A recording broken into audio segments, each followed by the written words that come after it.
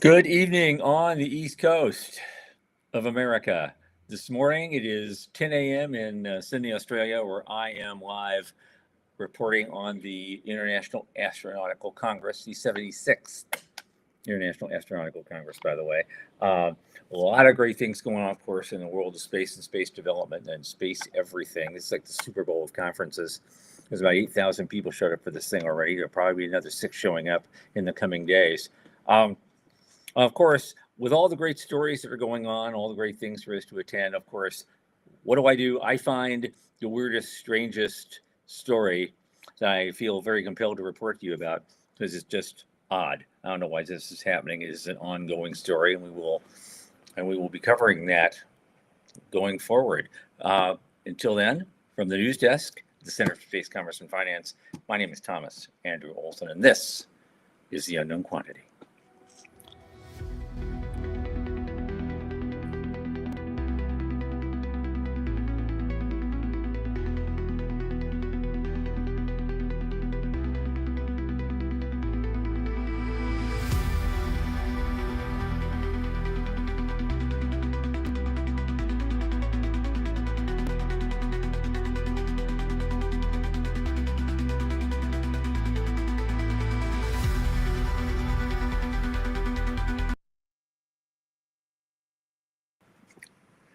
And of course, as you know, this program is sponsored by the Center for Space, Commerce, and Finance.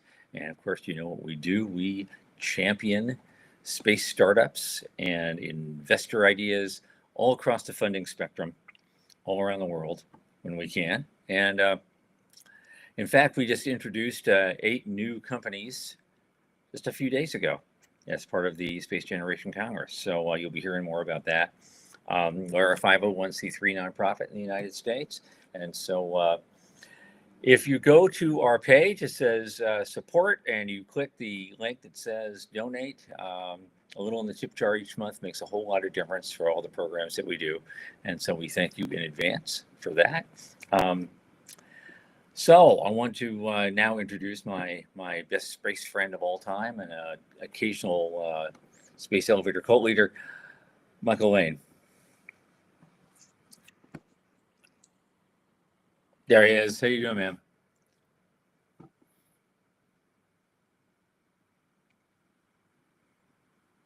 Okay, he is completely without sound.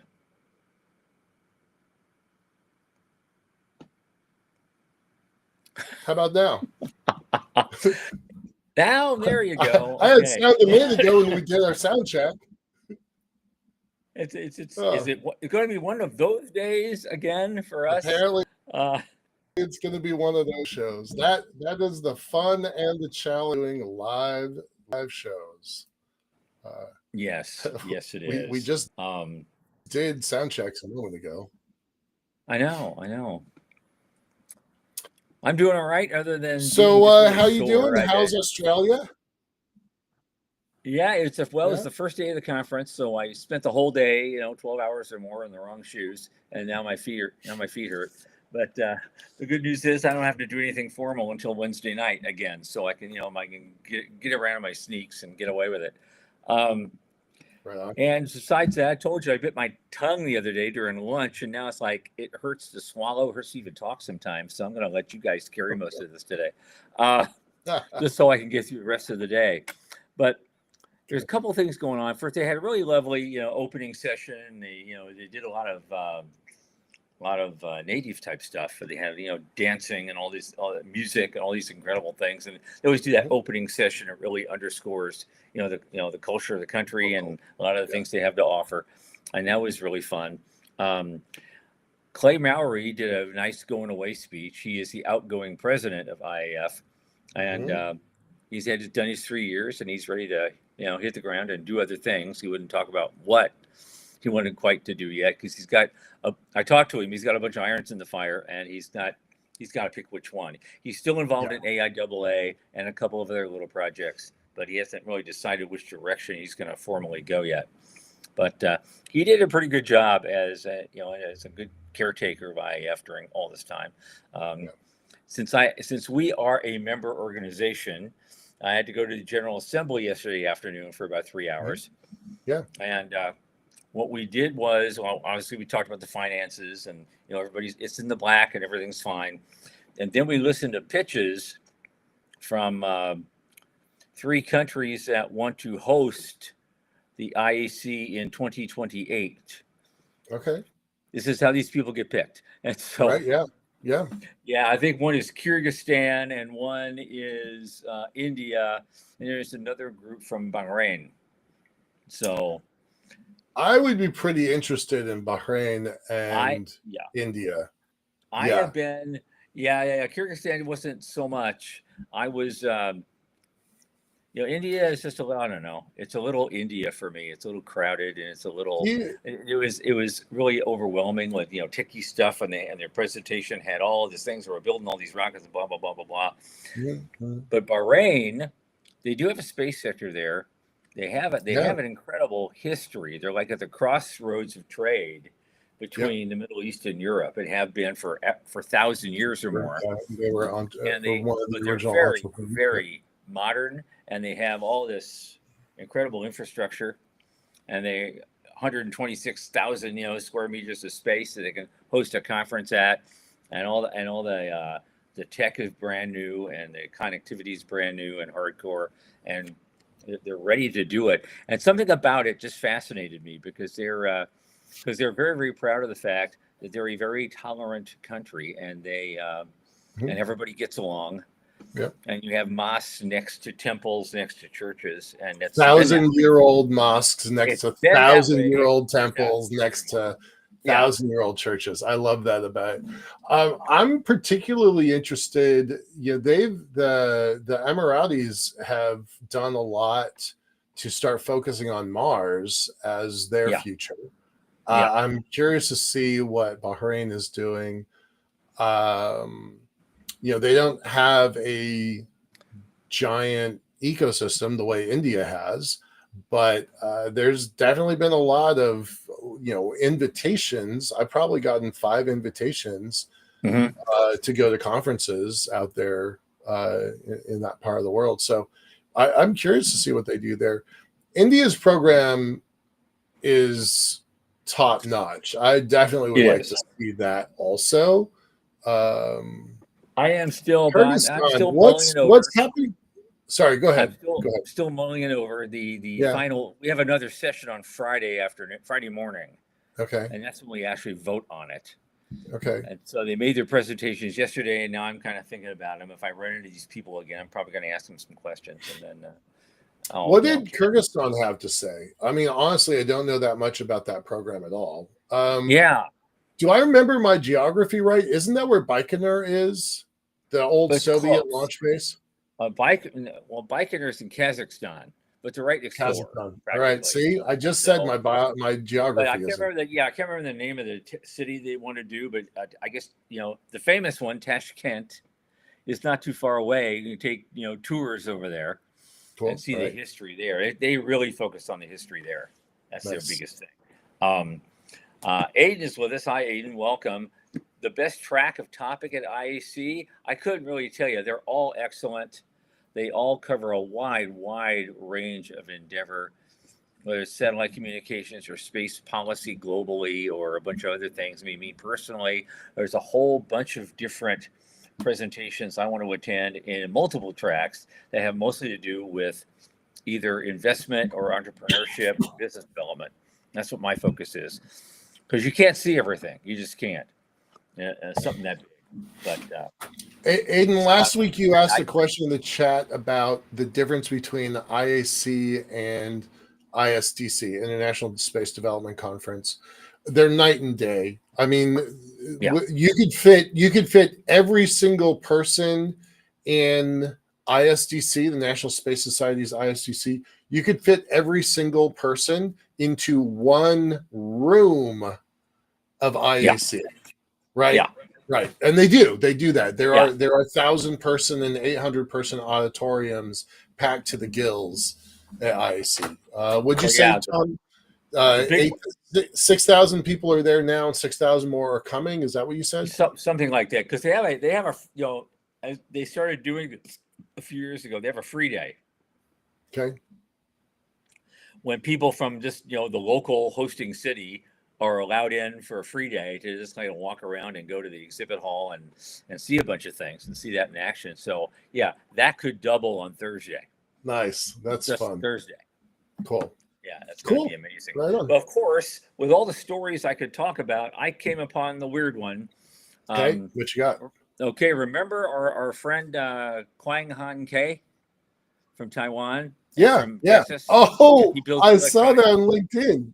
Please tell He that. builds Yeah. electronic shops. Well, I saw him at the reception, the special reception last night. And Yeah. before all those things happened on LinkedIn, he was telling me about this. And he had his big display. He has this little postage stamp sized, booth area, not far from the big JAXA thing, right? And he's set up there, and it's all set up, and it's all good. All of a sudden, he started getting these weird and quasi-threatening emails from the organizers, something about a flag or something, and it was, and he didn't even know what they were talking about at first. Okay. And they said, and then they finally said, "Well, see us at 9:00 in the morning," which was yesterday. Okay, because the exhibition hall didn't open until noon. So I thought, okay, we'll figure it out. 3 hours, right? Yeah. And so apparently there's one of the images on his display had embedded within it some postage stamp size Taiwan flag. Well, he shows up at 9 in the morning to talk to these people. His display is already gone. It's been seized. It's been taken away. Wow. And that's why you got that picture on LinkedIn this morning. He's pointing at the empty space where his display used to be. That's crazy. I'm going to go down and pose with him for a picture later, just in solidarity with him. But I also hope to get I'm going to do a little quick video interview. Okay. Yeah. So we can tell the story and maybe have something we can play. We can post somewhere or even play it on the next show. So this is a weird issue that's ongoing and ain't going away. So it was not Chinese authorities who confiscated his display. It was the IAC committee. It was the organizers of the IAC committee, organizers for the conference. And so they, in my view, me, Mr. Free Speech American, they have something to answer for. I would lose my mind when they're all about diversity, equity, and wait for it, inclusion. Right, except if you got the wrong flag right now. You can argue the others, but inclusion, I'm all in. Yeah, and why can't Taiwan be there and say, we're Taiwan? So the only thing, if the organizers are doing this, they don't do that in a vacuum. I have to just theorize. No, somebody had to. That was a decision. Yeah. Someone else made that decision, and the influence is being felt. And that worries me. And I'm going to dig into this until I get an answer. Yeah, for sure. I'll probably get in trouble. Oh, God, here we go again, Yeah. You're right, Sean. A deep pocket made a deep move. That's just crazy. Absolutely sad. All right. Well, I'm only going to move. I'm going to kind of cancel some of the news that I had today. I'm just going to make one post. Okay.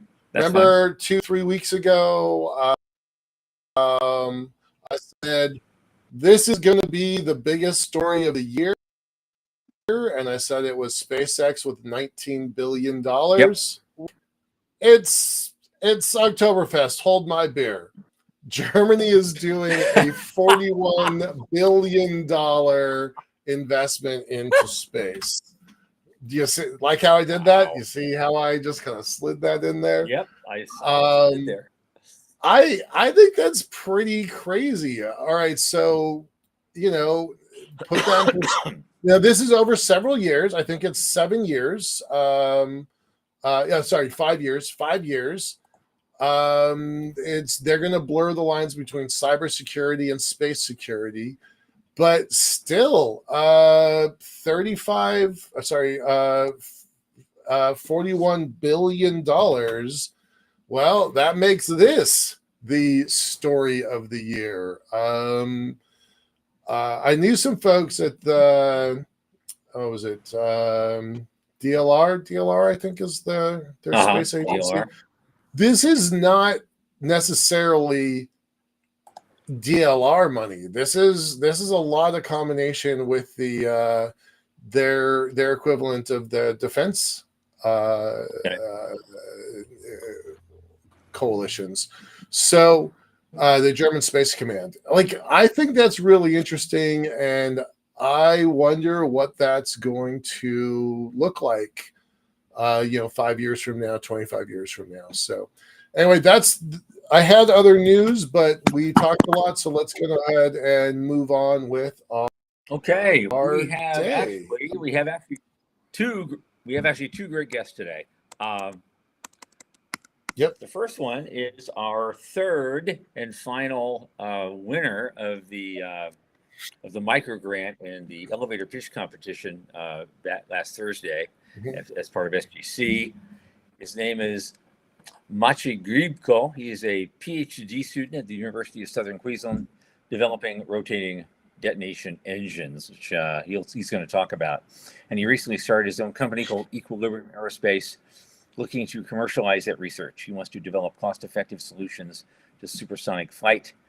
He's previously studied the Illinois Institute of Technology and University of Leeds, and he has extensive experience in leading student rocketry teams and developing high-power rockets as well as solid rocket motors.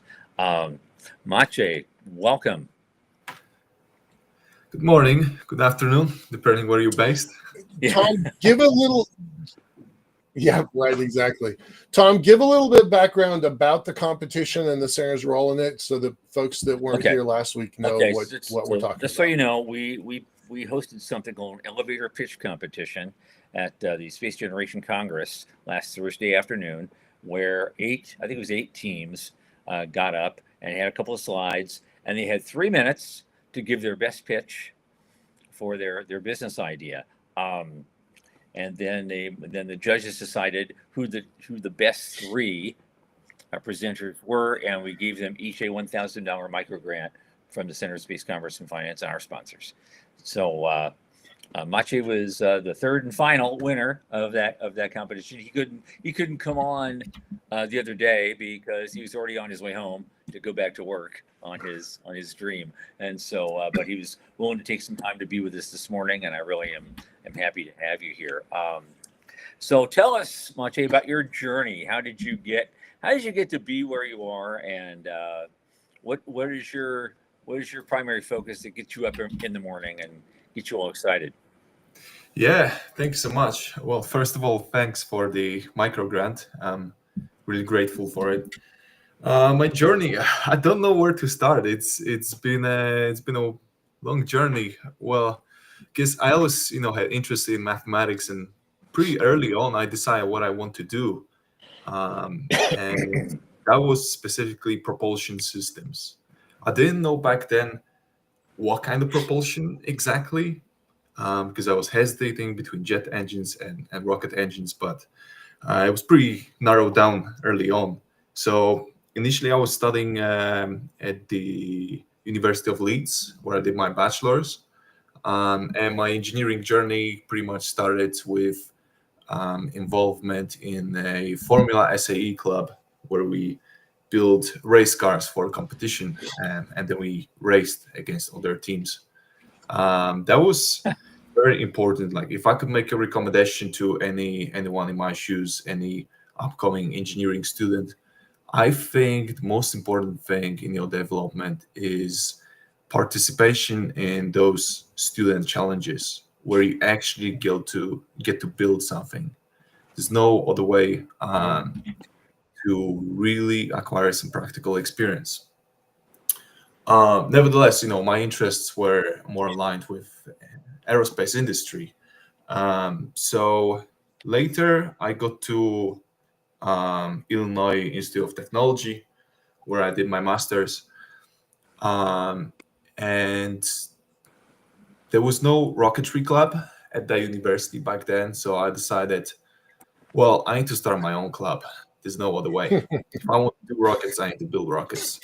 It was fun. Like, I remember when I started my journey with rocketry, I studied a lot, read lots of books and stuff. But I needed to get to a launch site to launch actual rocket. And it was funny times because I didn't have a car, it was difficult to move around. So I actually hitchhiked my first rocket launch. I literally I went to a gas station and asked people like, "Hey guys, I want to launch a rocket. Would you drive me, 10 miles in that direction or something?" So I was walking to people for about 20 minutes, something like that. And eventually I found that one guy, electrical engineer, who was like very, very passionate, very enthusiastic. He said like, "Hey, you know what? I'm going in the opposite direction, but you know what? Let's go. I'm gonna give you a ride, because why not?" Right on. And obviously I hitchhike on my way back. But that was very fundamental, because that's where was the first time when I saw it with my eyes, what actual rockets look like. It was on an amateur scale, but yeah, later on I think it allowed me to do beautiful things. So fast forward a couple of years later, I got into Australia, to University of Southern Queensland, where I work on a very novel propulsion technology called rotating detonation engines. Yeah, I know that was one of your slides. You showed us, you built a model of this thing and showed it at work. I mean, he actually built this hardware, Michael. It was pretty amazing to look at. We'll try to get some pictures out there one of these days to see this. But you started this company because you think there's a way to commercialize this for supersonics or hypersonics, or Yeah, that's right. Yeah, so we did build a fundamental model. We tested in our hypersonic wind tunnel in Toowoomba, and I think it's a pretty big achievement, because there are actually two configurations of this engine. You can either test it in a rocket configuration, which means that you have to supply oxidizer. And actually the rocket configuration is easier to test because you don't need a wind tunnel for that. But if you want to test it in a jet engine, you need a highly specialized facility. And there are maybe 5 facilities in the world where you could test such an engine. And we're just lucky to have one here in Australia. So we tested it in Mach 4. That's roughly 4,000 kilometers per hour, 2,500 miles per hour. And we got it working. We got pretty decent performance out of it. And some of the advantages of this engine is that, first of all, it's optimized for supersonic, hypersonic speeds, so it can fly much faster than traditional jet engines. Secondly, it's more efficient, and it's also very compact. Like, you can achieve the same levels of thrust with much smaller engine, and therefore you induce much lower aerodynamic drag. And it's simple in construction. It has no moving parts. You don't need compressors, you don't need turbines. Yeah. You achieve sufficient compression, just like ramjets do, from the same effect, just simply from ramming supersonic air into an intake. Wow. So there's a lot of fuel do you run this on? The prototype that we tested was running on hydrogen. Mm-hmm. So yeah, there are a lot of potential benefits, and I believe this technology can finally enable affordable supersonic flight. Supersonic flight is nothing new. Like, we had Concorde, right, back in 70s. Yeah. Right. This aircraft was operating for about 30 years. So like, there's no doubt that it's technologically feasible. It was feasible back then, 50 years ago, but it wasn't financially viable. It wasn't making money back then. Yeah. Right. That's because of huge fuel consumption. Sorry. Market conditions and fuel, right? Yeah. It was strictly problems with propulsion technology, but I believe with this new technology we can finally make it financially feasible, where fuel consumption is not that high, and you can charge reasonable price for supersonic flight tickets. So I think it's a matter of about 20 years before we'll be able to, let's say, fly to Europe from Australia, in 4 hours. Mm-hmm. Nice. And a lot of companies are working on that. You can see there are more and more companies emerging, testing different technologies. Okay. What does 5 years out look like? For us, for Let's equilibrium, assume it works. Let's assume it works, and yes. we're going to start commercializing it. What does 5 years out look like? Yeah, for us at Equilibrium, we are looking to develop a relatively small product for a niche market. So we are thinking of a supersonic testbed propelled by one of these engines, specifically for defense testing. Okay. I believe a lot of these technologies, they first find application in defense, and once you demonstrate its technological feasibility, then you can scale it up and use in commercial applications as well. Yeah. Something we do, and we have short time. Something I wanted to bring up, because you and I talked about this a couple of days ago, was one of the reasons you went to Queensland to finish your education and get your doctorate and actually work on this, this engine. You would have loved to have stayed in the United States, but there's something stopped you. What was that? For me, sorry? Yeah. Well, I'll say the word ITAR. ITAR, yes. Yeah. Yeah, so I guess like every propulsion engineer who's not a US citizen has this dream of working from NASA or SpaceX, and I was no different, but ITAR was a big obstacle for me. Like I remember I went to the IAC about 5 years ago. It was happening in US, in Washington DC back then, and had the pleasure to meet Peter Beck, the CEO of Rocket Lab, and ask him for a potential internship opportunity. And yeah, he told me same thing, ITAR, this is like no way around it. So back then I was disappointed, but actually now I'm grateful for it, because if I worked for NASA or SpaceX, I would probably settle down and wouldn't have an ambition to start my own company. Whereas now I get to work on a game-changing technology. I said something the other day when the other two winners of the microgrant came on. I said that ITAR is the best thing to happen to other nations' space programs. Like we did it to ourselves. We did it to ourselves. The best and brightest came here, wanted to do something, and then we're like, nope, not interested. Go back home. And it's the worst policy. Nobody that I know of likes ITAR. I don't know why it still exists after 25 years. Like historically, when you think about rockets industry, aerospace industry development, US was very much relying on foreign talent. You all probably heard about Werner von Braun, a German scientist who was basically a precursor in the development of rockets. Yeah. So all right, so now, 5 years from now you've got go ahead, Tom.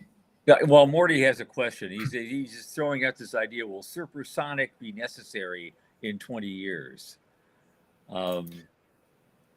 If you're doing point-to-point suborbital, doesn't that take the place of supersonic? Yeah, I mean, tricky question. So, I think it depends on price. Depends on price. Depends how far you're flying. If you just want to fly from whatever LA to New York, you probably wouldn't get out of atmosphere. You probably wouldn't get on an orbital flight. But yeah, generally, flying jet, whether it's supersonic, it will be cheaper, much cheaper than flying a rocket. Doing a suborbital flight by rocket, because rockets are characterized by high thrust. They can really get you out there. They can get you out of the atmosphere. Whereas jet engines, they are characterized by higher efficiency. So if you're looking into cheap flights, jets are the way to go. Cool. Yeah, because if it's only $1,200 for one of these jets to go halfway around the world or more, versus $12,000 for a ticket for Right. point-to-point suborbital. How bad do you want to save that time? Yeah. I believe there's market for both. Yeah, but one's like this and one's like this. Right. Yeah. Right on. All right. Well, we have to continue on. Maciej Gripko, thank you so much for coming on, and we'll be having you back again when you have some more progress. Thanks. Pleasure. Okay. Looking forward to telling you more in the future. Absolutely. Looking forward to it. Thanks so much. Okay. See you soon. Our next guest, we're having some connectivity problems this morning for some reason, but we're going to try to address those on the fly. Our next guest, of course, is Morgan Jennings-Woods. She's a consultant on regulatory compliance and legal strategy on DoD contract governance, risk mitigation, corporate integrity. She's a law student and besides, and she works for Belcan Government Solutions, specializes in legal strategy, contract governance, risk management. But she's a big fan of space industrialization and commercialization, and we're going to have a chat about that and maybe some mining and a lot of other things that we talk about on the legal and regulatory side of things. So Morgan Jennings-Woods, welcome to the show. Hi, I'm happy to be here. Oh, great. Yeah, well, great to have you. As we usually do, we also ask about how did you get here? What's your origin story? What got you excited about space? And how did you go in the direction that you're going? Sure. So I work in the defense industry, as you said, and the Space Force really intrigued me, to be honest. And once I started, communicating more with them and going to events, I was able to go to the Space Law Conference in Colorado Springs, and it really showed me how much there is to be done still. It's a completely clean slate, especially in the law and policy making. It's fresh. There's no precedent. And it was something that really sparked my interest. And I wanted to be a part of this huge historical swing. And after that, I was just very much so reading everything as I could. And my husband, he has generations of mining here, and so that I've always been interested in the mining aspect of it. So as soon as I figured out how to do more research on the space front, it really it just took off from there. So I'm all in, and I'm really excited for the future of it. Do either you or your husband have a military background? I do. No, neither of us do. No. No. Okay. I'm a former U.S. Marine, but my dad did 33 years in the Army. My mom did 3 years in the Army. Aunts, uncles, cousins, grandparents. So when Space Force came along, I was like, "Yay!" I was so happy about Space Force. But I actually am a tiny bit surprised that you didn't have any sort of a military background before you got interested in it. So that's a little bit unusual. Yeah. It is. I would say so. Where I'm at, it's a pretty rural area, and I knew out of undergrad.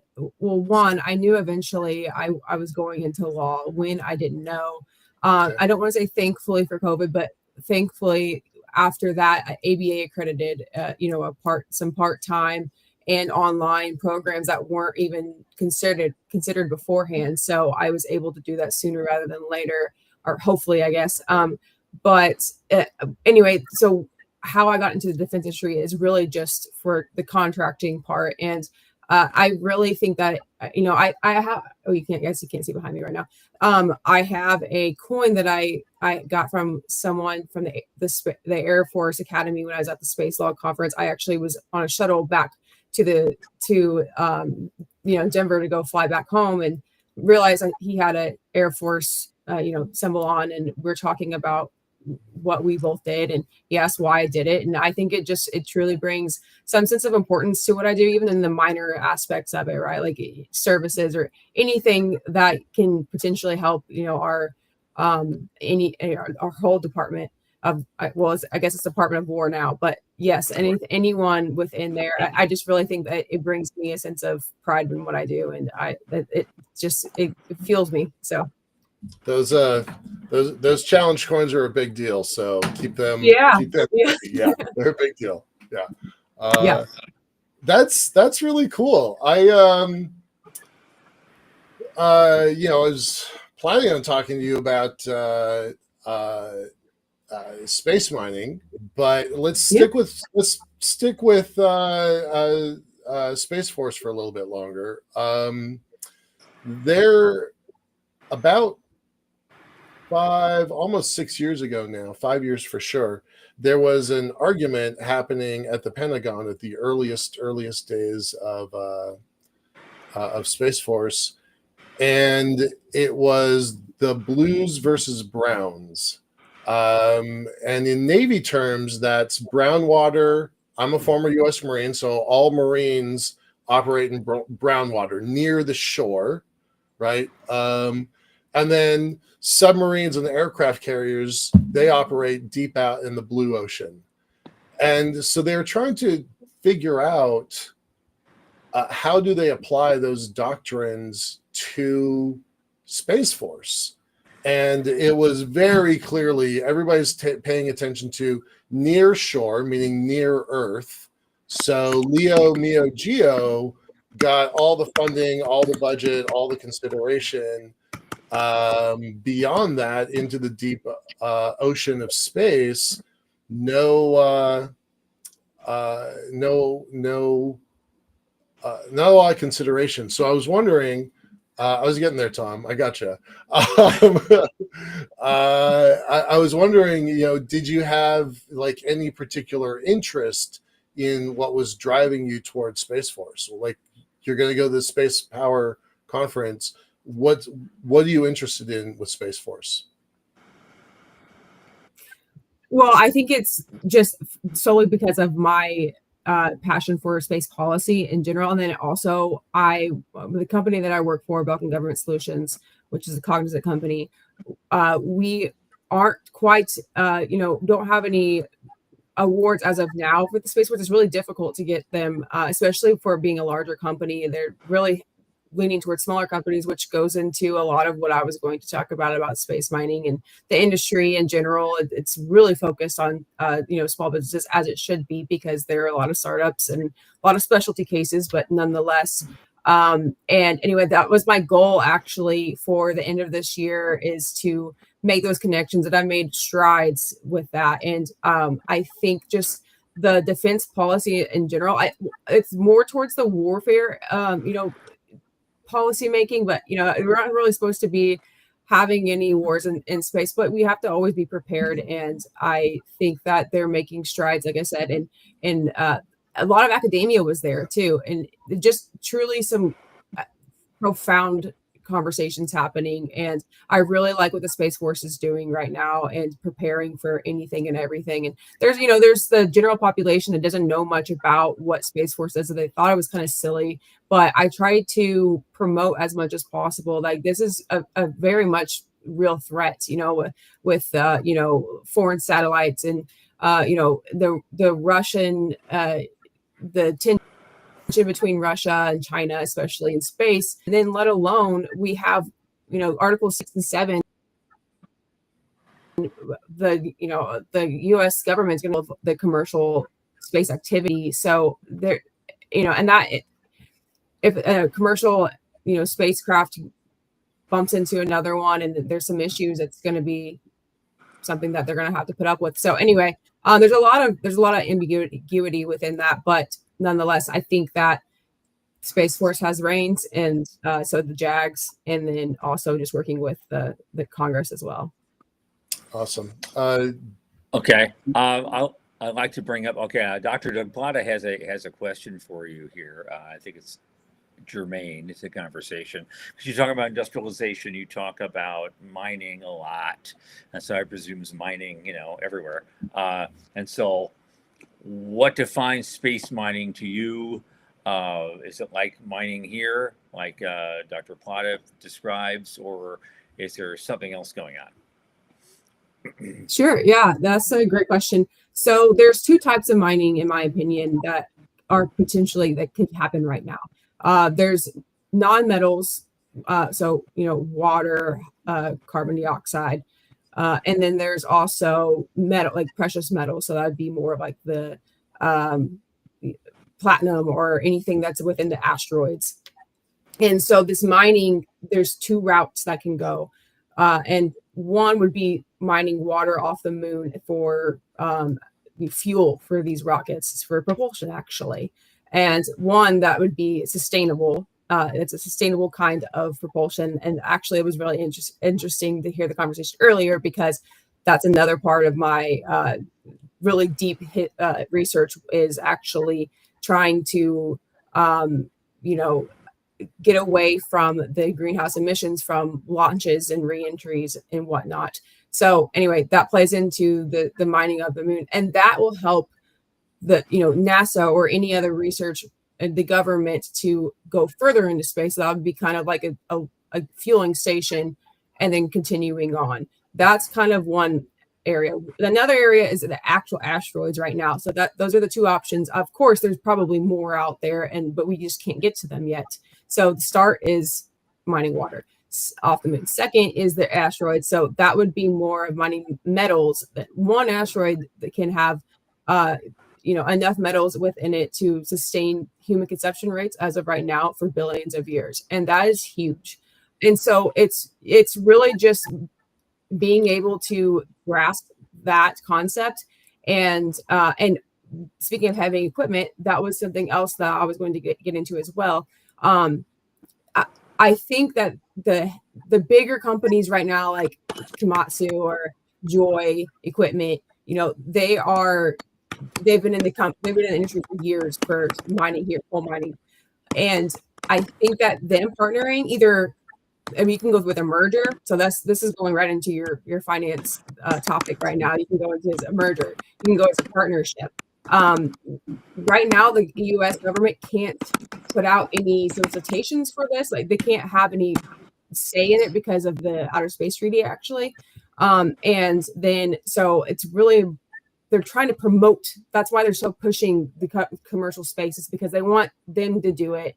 And I think it's going to be a partnership of, while we have these people that have equipment, you have the low gravity has to be, they have to have like actual, experts within that industries in space. So I think the partnerships are going to have to merge together, because the startups aren't going to have enough money to come up with these products and equipment, and then getting that equipment there too. So I don't think it's really going to be much of a like human. When you think of mining, you think of humans, underground or in strip mines or anything like that. This is going to be anonymous. This is also probably going to play into AI too. I think that's going to have a lot of help with it. Yeah, I think the AI is going to be necessary. I know the folks working at Offworld they've built 2 robots that are actually operational in mines now. They're not trying to build fragile, carefully designed systems. They're carefully designed, but they're not fragile, right? They've got to operate in an industrial mining environment. I am curious to see where they go with that, and if they can translate that tech, down here on the ground. Because another issue would be to. Go ahead. Another issue would be getting those products down back to Earth's atmosphere. So yeah, that would either be like processing them there, or taking the actual raw materials, raw products, and somehow getting them back. And how many re-entries and launches are we going to have? Yeah, Sean is really interested. Our producer is really interested in down mass and bringing, how do we get stuff home? But most of us in our team really think that, quote, 90% of what's mined up in space will stay there. That's Tom's quote. And I do think that that's going to be the case. Morty's always pushing the space elevator idea. So while I'm less enthusiastic of that, I do see where he's coming from on that. Down mass is going to be key. So what kind of issues does a mining company encounter? Let's stick with the moon first, because it's a little bit easier. I think it's a little easier to understand the moon. Somebody, finds a crater, finds something interesting in it. How do they stake their claim? How do they process that? Who's gonna record that? Who's gonna protect it? Yeah, so that is a big issue, especially with policy right now. It's finicky because the Outer Space Treaty does say that no one owns anything in space right now, but it's up for interpretation, and I think the U.S. has interpreted that as just the U.S. government and not private entities within the government, or sorry, within the U.S. And so again, that's why they're pushing so much commercial space activity. But I think that has been really it's been not making a lot of other companies very happy or trustworthy of us to do the right thing. I know there was the Moon Treaty, and not a lot of countries even signed it, so it's not a real legal doctrine right now. And so there's again a two-way path here. One, we bulldog it, and then we make the precedent for mostly just saying sorry, making that claim, figuring out how to go from there.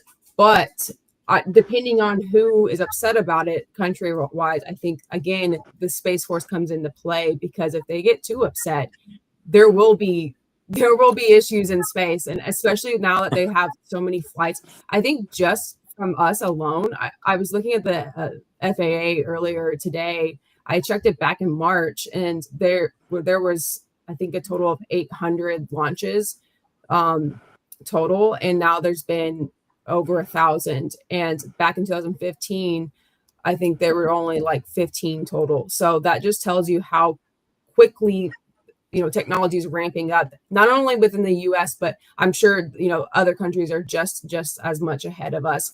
And it's concerning. And so I think that having the Space Force there doing their war games on home base is a real necessity. But however, I think that getting in before the regulation gets so tight that it's nearly impossible. And right now, you can really do, if you have the means and you have the funding, which the funding is so difficult to find. But you essentially could just set the space, but you don't have to worry about the liability. But going back to our Outer Space Treaty, the Article 6 and 7, the government's going to be liable for it. So a lot of people don't like that. A lot of people don't think that the commercial entities shouldn't have any liability. I agree. I think there should be a little bit of balance.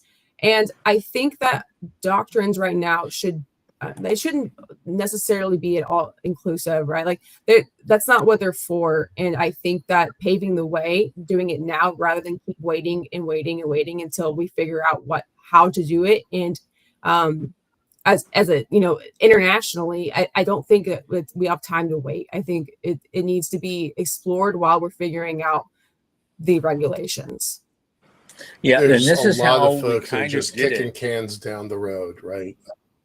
Well, not completely. We kind of did it in a very slow, thoughtful way when we first started AST. That subsection of the FAA that deals with the Office of Space Transportation. Now, the original guy who ran that was a guy named George Nield, and he regulated with a very, very light touch.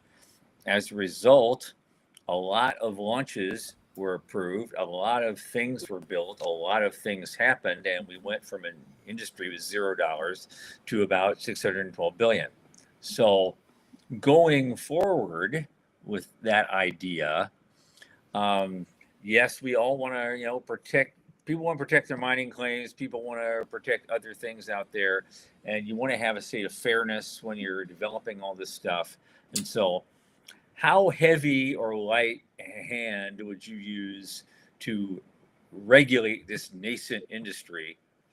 Because if you go a little too far, there's a very fine line. If you go over that fine line, you end up strangling the baby in the crib. And so George Neal wanted to avoid that, and I think he did very well at that. What's your thought?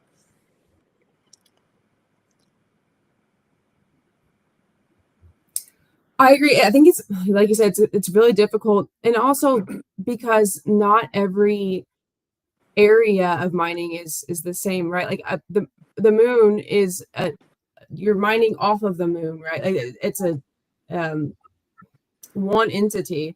So take the US for example. You know, there's property law there, you own property, but also the government, and in the Western states the government owns the mineral rights or the whatever rights that they could have to mine the oil underneath too. So who knows what's going to happen with that? I think it's so complex and so difficult to see. But then asteroids, I mean, there's so many asteroids out there. I don't know if necessarily that's going to be a single ownership or how to figure that out. But really, I mean, again, I think I've said this before, it goes down to property, environment, ownership, anything that can be figured out. It's going to be a case by case basis. And that's typically how we've done things in the past. When we're trying to figure out from the very beginning of time, I mean, from gold mining, from oil rigging, it's from coal mining, it's really all the same. But we're just starting over with a whole different atmosphere, obviously. Well, as Sean also hinted, there is the big difference between terrestrial history up to now and what we're looking forward to in the future are the tremendous distances involved. By the time some terrestrial judge says, no, you can't do that, well, somebody on an asteroid 200 million miles away has already done it and is moved on to the next thing in many cases. And so, as Sean says, it's far easier to beg forgiveness than to ask permission. And that's probably going to be what's going to happen.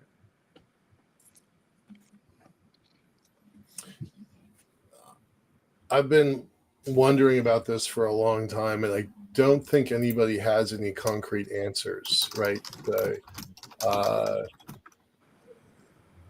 Everyone is frozen. That's what Morgan says. I can see you.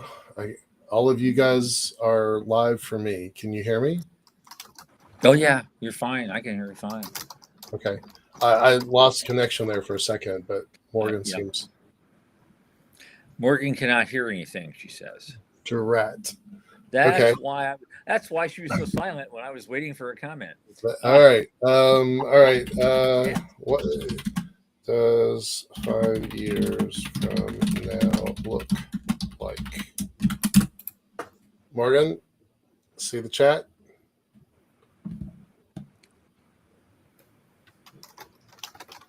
Can you answer? Because we can see you typing.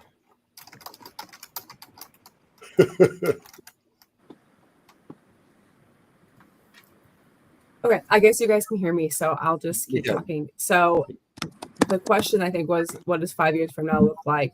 I hope that you're speaking of space, in space, and if so, okay, I got you now. All right, awesome. I really think that is going to be more of explorations and also figuring out. I'm really worried about the outer space treaty and what the U.S. is going to do to keep the peace, but also strive for more. I don't see us mining within the next 5 years, to be completely honest. I think they're going to be building frameworks and building those machines, building the outlines, the processes to do so. I just don't think we have enough to grab an asteroid or grab pieces of it right now and do anything with it. But the thoughts there, the research is being done. And in the meantime, I think that the next step from there is going back to the bigger companies having that financial background and the capability to be able to partner with, again, the startups that are really focused in on this and work together to come up and create new equipment, new processes, new and figuring out. And I think also they're probably going to have to partner with some type of transportation to get back. So whether that's SpaceX or anyone else, because they're not going to have all three capabilities to be able to have the science backed, to mine it, and then to bring it back if it needs to. I understand that 90% of it is probably going to stay in space, but also there's a lot of research being done on taking at least the metals back, and using those for commercial. And also, what's that going to do to the U.S. economy or the international economy too? Is that going to significantly deplete the pricing for these metals that we already have? What's that going to look like, and is it going to be beneficial, or is it going to be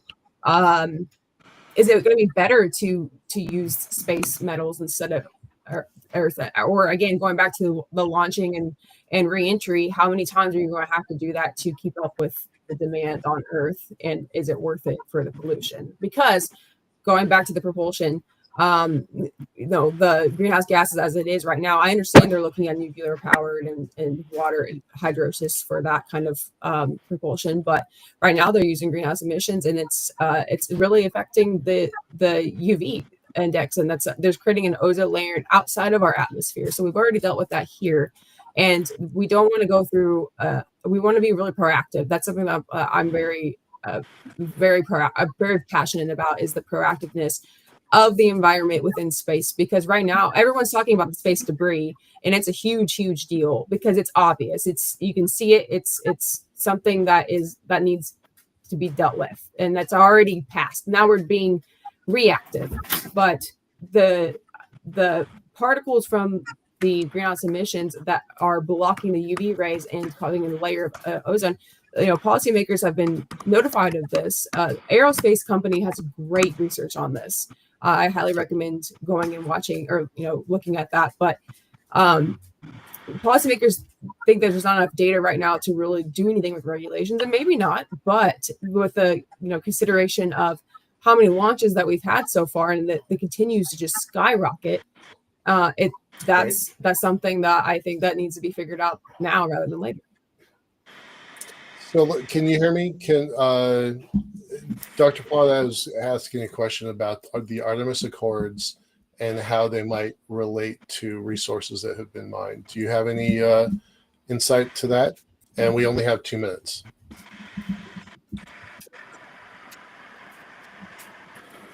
Did you hear any of that?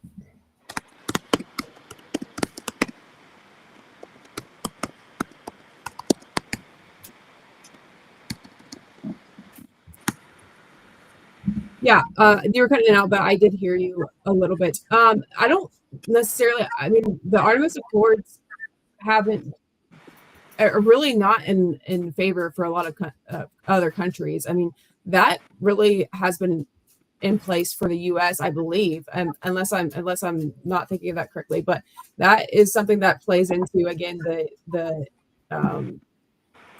disconnect between space mining and who can do what. But in regards to what can be mined, yeah, absolutely. I mean, there's already been research. I don't think that's a new finding by any means.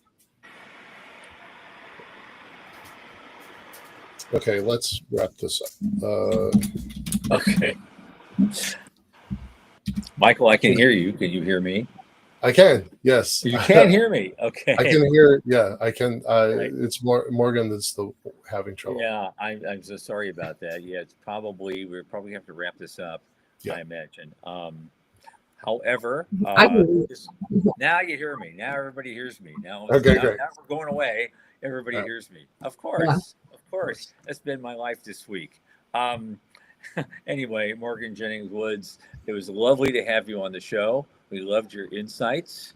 And as things develop in this new and burgeoning industry, we'll be happy to have you on again sometime.